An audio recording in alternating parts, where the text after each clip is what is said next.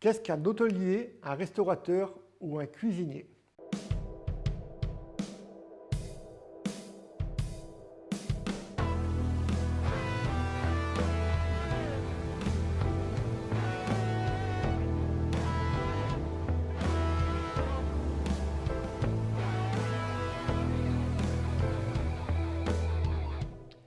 Qu'est-ce qu'un hôtelier, un restaurateur ou un cuisinier? Pour beaucoup de gens, ce sont des artisans qui travaillent tout simplement pour nourrir les personnes ou pour vous accueillir quand vous êtes en déplacement.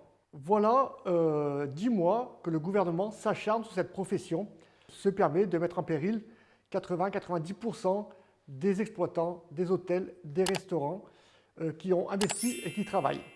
Alors aujourd'hui, j'ai décidé de vous parler de ce métier-là, que finalement, on ne connaît pas si bien que ça ou qui est très mal reconnu.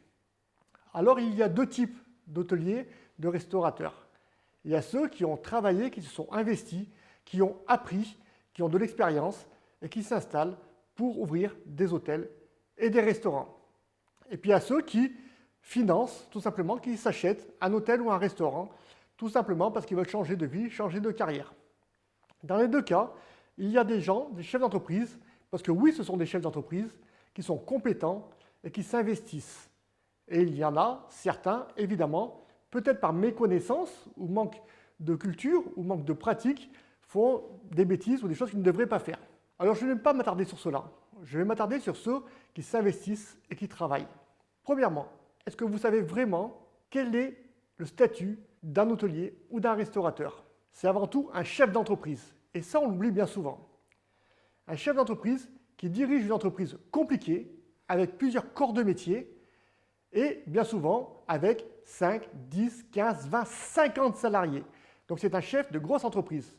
On le prend pour un petit artisan qui juste met les mains dans la popote pour faire à manger. Alors je vais rentrer dans le détail, je vais vraiment vous expliquer. Il faut savoir que pour ouvrir, je vais prendre l'exemple du restaurant. Pour ouvrir un restaurant, il faut un diplôme. Il vous faut en plus une attestation d'hygiène que vous passez tous les 2 ans. Alors quand je parle de diplôme, on peut commencer par un CAP. Alors qu'est-ce qu'un CAP? Un CAP, c'est une période, 1 an, 2 ans, où les personnes vont apprendre toutes les techniques, tous les process de leur métier.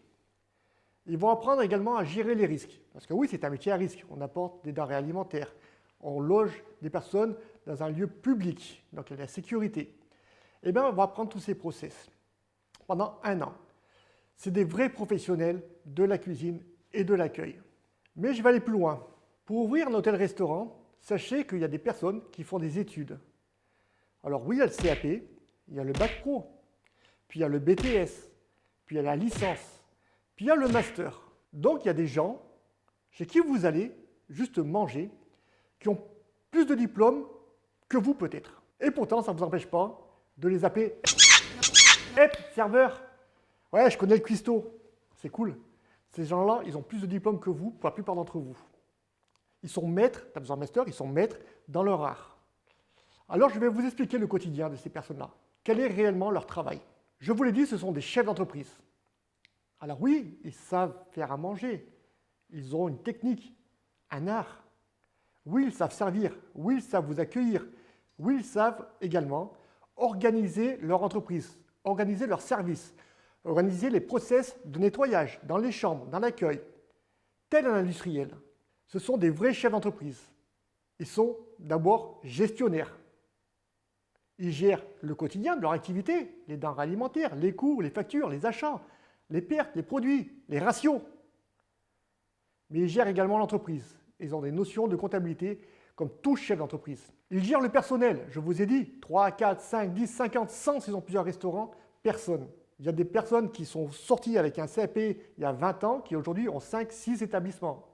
Ils gèrent 100, 200 personnes. Donc c'est la gestion du personnel, les ressources humaines, le management, la motivation, la gestion des conflits, la gestion de crise, l'embauche, le licenciement. Ce sont de vrais chefs d'entreprise. Ils gèrent également l'image, la communication, la commercialisation. Comment faire pour vendre, pour être sur Internet, pour être aussi visible quand vous passez devant les enseignes. Donc ce sont des personnes compétentes en communication, en développement. Ce sont des personnes qui ont d'autres cordes à leur arc.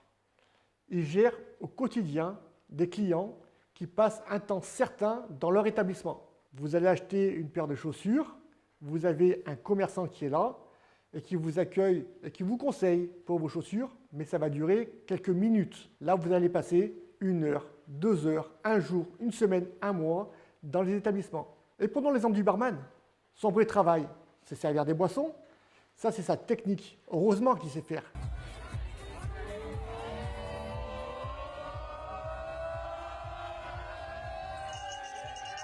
Son vrai travail, c'est être psychologue. Tout comme le serveur, tout comme le cuisinier, tout comme toutes ces personnes qui travaillent, ils ont un rôle de psychologie, ils vous écoutent, ils vous analysent entre guillemets pour mieux vous conseiller, pour mieux vous accompagner, pour vous passer un bon moment. Et puis ce sont des comédiens. Alors ici, j'ai des ennuis. On a tout le monde on a des ennuis. Mais il faut servir. Et on va servir. Alors vas-y, on va. Et je souris. Évidemment, vous rentrez dans une salle de restaurant, dans un hôtel, vous avez un décor, vous avez des comédiens qui sont là, qui œuvrent, qui agissent, qui bougent, qui marchent, qui s'habillent, qui se déguisent quelque part pour faire partie du décor. Parce que tout est important dans le moment que vous allez passer. Citez-moi un seul métier où le chef d'entreprise est capable d'être gestionnaire, commercial, manager, directeur des ressources humaines, développeur, psychologue, et en plus avoir une technique professionnelle qui permette d'être excellent et de vendre son produit. J'en connais pas beaucoup. Alors regardons ces gens-là différemment. Encore une fois, ce sont des chefs d'entreprise qui s'investissent.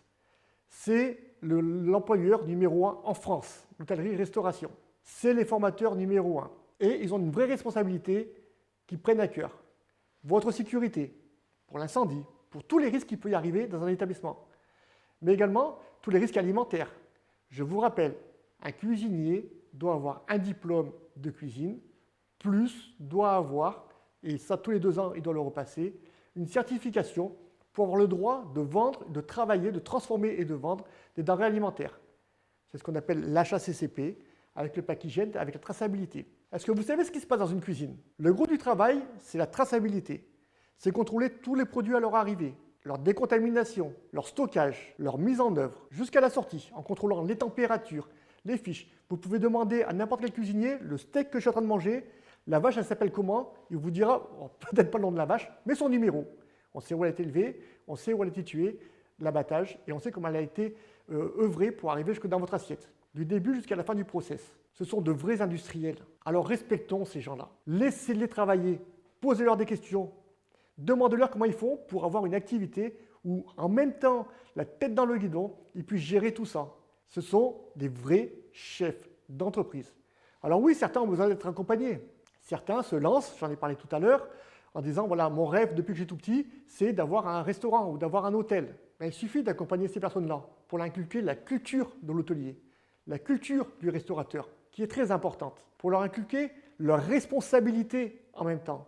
Leur responsabilité pour les clients, mais aussi par rapport au personnel, pour leur expliquer que ce sont de vrais professionnels avec un vrai engagement et un vrai travail. On ne peut pas payer un chef de cuisine 1 200 €. Il faut être cohérent. On ne payerait pas un ingénieur 1 200 €. C'est la même chose. Comment peut-on aujourd'hui s'acharner sur une population qui investissent, qui ont toujours l'épée de Damoclès sur la tête? À chaque moment, ils peuvent tout perdre. Ils investissent avec leur douanier personnel et leur dire pendant 10 mois, vous allez fermer et vous allez perdre votre établissement, mais en plus votre maison, votre famille et votre vie. Alors je tire le signal d'alarme. Sans quoi, cet été, vous irez dormir dans votre voiture et vous mangerez des sandwichs. C'est ce que vous voulez? J'en suis pas sûr. Vous voulez vous ressourcer, passer du bon temps en convivialité. Oubliez cette crise que l'on vit depuis bientôt 1 an. Et il est temps de passer à autre chose. Alors respectons-les, respectons leur travail, leurs engagements au quotidien et dans ce combat. C'est pour ça que je compte sur vous et c'est pour cela que Diméas s'engage et s'investit avec les hôteliers, cafés, restaurants. C'est notre rôle. C'est pour cela également que l'on a créé le hashtag soutien HCR. Faites circuler ce hashtag. Défendons-les. On a besoin de vous. Bon courage les amis.